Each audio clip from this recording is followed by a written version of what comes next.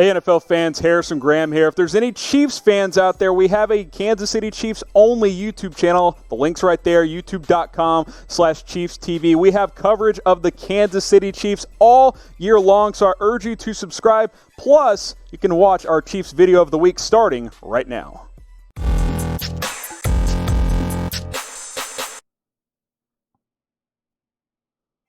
Welcome into the Chiefs Report. I am your host, Harrison Graham, back with another video just for you guys here on the channel. The latest Chiefs news, the latest Chiefs rumors. So let's go ahead and jump on in. Let's talk about Sammy Watkins. If you haven't read his sit-down interview with Bleacher Report's Tyler Dunn, I highly recommend that you do so. But here's some of the cliff notes, essentially, because if I was to break down everything he talked about, we'd be here for 2 hours. I mean, seriously, this guy, he has quite a lot of thoughts and believes in a lot of things. Let's kind of rewind to, obviously 4th overall pick in Buffalo back in 2014, admitted to literally partying every night. Got drunk every night, smoked every night. He thinks that led to him having more injuries early on in his career, and that's what led to him ultimately getting traded to the Los Angeles Rams before the Chiefs signed him a few years ago. Talked about his injuries a lot. Thought he was going to retire at one point. Didn't know if football was for him, but obviously he was able to get on track and get to the Kansas City Chiefs and play a big role. Now, he talked about some existential stuff, some, all kinds of stuff. Here's a bullet point list of some things he also talked about, not necessarily all football related. He believes in unseen entities and spirits are in the world, says we can only see 1% of what's completely out there. Yeah, it's a little bit cuckoo if you ask me. He says that words can cast spells. He essentially said that in that 200-yard game against the Jags in Week 1 last year, that stuff he was saying was coming true. Like he was casting spells on defensive backs, and that's why he went off. So you've got that going. He also believes he's an alien. I don't know, Producer Dylan, do you think you're an alien? I don't think I'm an alien, but hey, more power to you, Sammy. He also thinks he's going to win 2 more Super Bowls, going to play 8 more seasons, and that he will be a future Hall of Famer. He's got to accomplish a lot if he wants to get into the Hall of Fame, but that is just scratching the surface, once again, of everything that was discussed in this article. It took me about a half hour to read through it all. Here's a quote just to kind of let you guys understand how off the rails Sammy Watkins can be. Now, I'm not calling him insane, but he's a different character. I'll just leave it at that. Saying, there is something controlling me, something or somebody or something. Once I realize that, if I work with this being or entity, again, talking about the beings, the entities that are unseen, and continue to keep the love in my heart, my soul, then I'm going to be okay. I just woke up out of nowhere and started feeling more, seeing more. I can feel a vibe, feel energy. I feel like I know when I'm around bad energy, I can feel it. So he can feel stuff. He says he understands when danger is close to him. He talked about a story where he predicted he would have 114 yards before or had a dream that he had 114 yards in the AFC title game and then had exactly 114 yards. I don't know if that's true or not. He claims to have told his wife. Is Sammy Watkins a bit crazy? Type Y for yes, type N for no. He's definitely a bit crazy. How crazy is he? That's not for me to decide, but I'm typing my Y for yes. He is certainly out there, at least a little bit.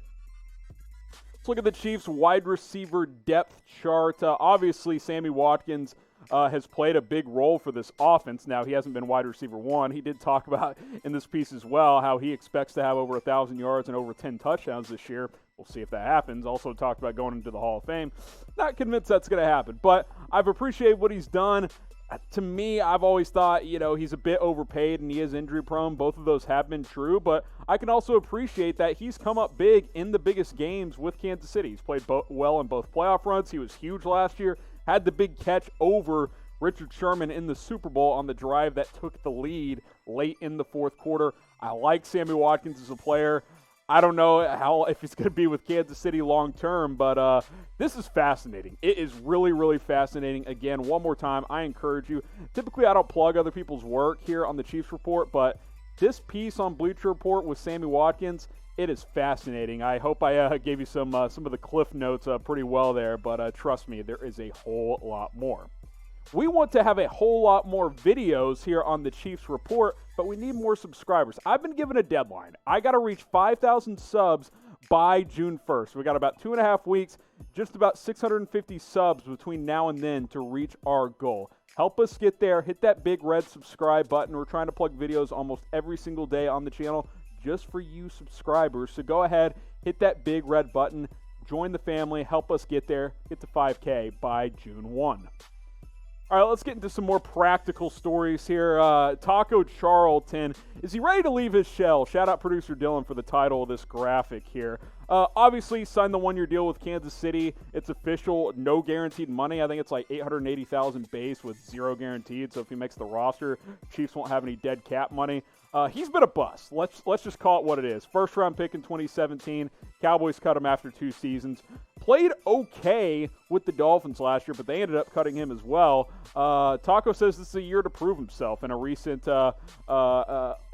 video appearance he did with a Kansas City news station here in the past couple of days. So he knows it's put up or shut up time. He's playing for future contracts this year. There's no doubt about it. He's got to make the roster first.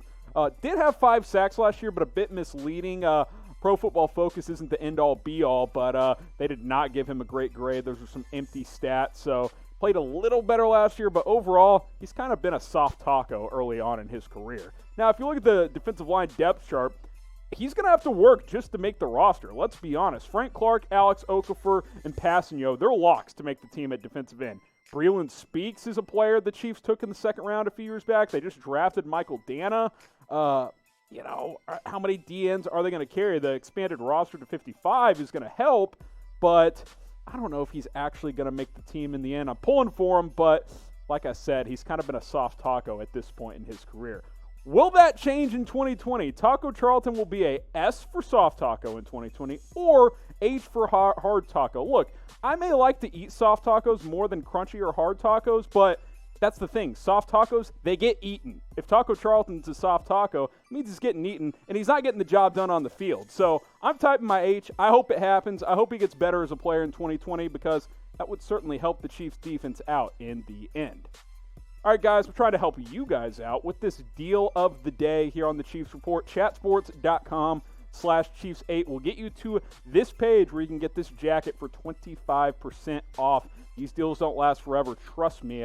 Fanatics is changing them all the time. Chatsports.com/Chiefs8. Get this Super Bowl hoodie while it's on sale, just over $45 as we record this video right now. I'll put that link in the comments. It'll be in the description. Make it easy for you guys to find it while it's on sale. All right, as you guys know, the schedule came out last week. Full 16 games for all 32 NFL teams. The early odds makers have the Chiefs favored in 14 of 16 games. Not super surprising, right? Defending Super Bowl champs, probably the best team heading into 2020. We'll see how things play out. Only games they're underdogs in are at Baltimore, at New Orleans.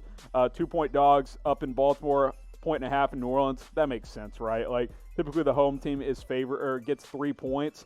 So if it was in Kansas City, they would be favored in both. But those are 2 really good teams on the road. I have no problem with that from the odds makers early on. We'll see if the Chiefs can top their 12-4 record that they've had the past couple of years. Heavy favorites in the opener. Also favors on the road against the Chargers. There's that dog against the Ravens, 2 points, a little Monday Night Football. And then pretty big favorites against the Patriots. Not super surprising with no Tom Brady. Big favorites at home against the Raiders. Thursday night game. That's a tricky game in Week 6 at Buffalo. I'm not surprised by that line. Home teams typically have an advantage on those short weeks.